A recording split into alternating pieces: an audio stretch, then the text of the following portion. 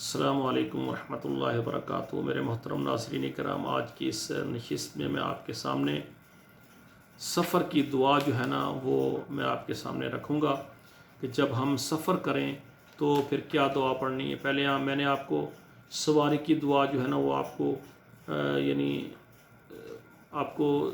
بتائی ہے۔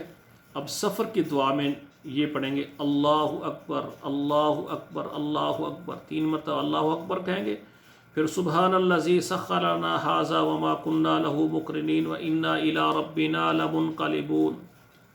اللہم انا نسألک فی سفرنا ھذا البر والتقوى ومن العمل ما ترضى۔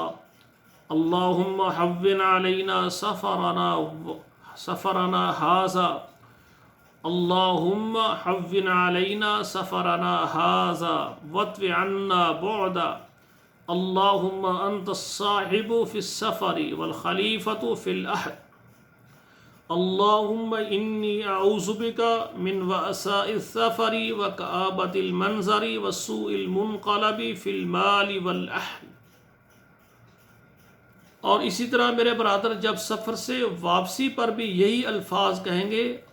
یہ جو میں نے دعا پڑھی ہے نا، یعنی اگر سفر سے واپس آتے یہ دعا بھی پڑھنی ہے، اور یہ ان الفاظ کا پھر ہم نے اضافہ کرنا ہے۔ جب واپس آئیں گے تو یہی دعا جو میں نے آپ کو پڑھ کر سنائی یہ پڑھیں گے، اور ساتھ یہ پڑھیں گے آئبون تائبون عابدون لربنا حامدون۔ اس طرح سے ہم اپنے گھر میں آئیں گے۔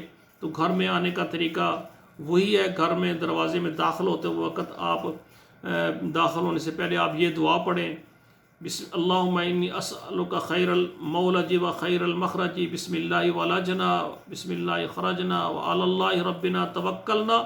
یہ دعا پڑھیں، گھر میں داخل ہوں، اپنے گھر والوں کو السلام علیکم بلند آواز سے کہیں۔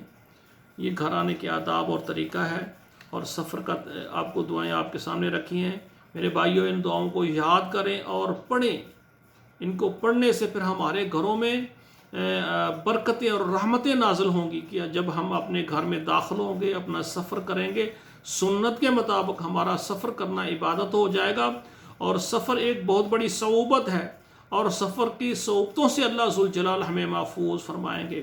سبحانک اللہم ربنا وبحمدک اشہد ان لا الہ الا انت استغفرک واتوب الیک۔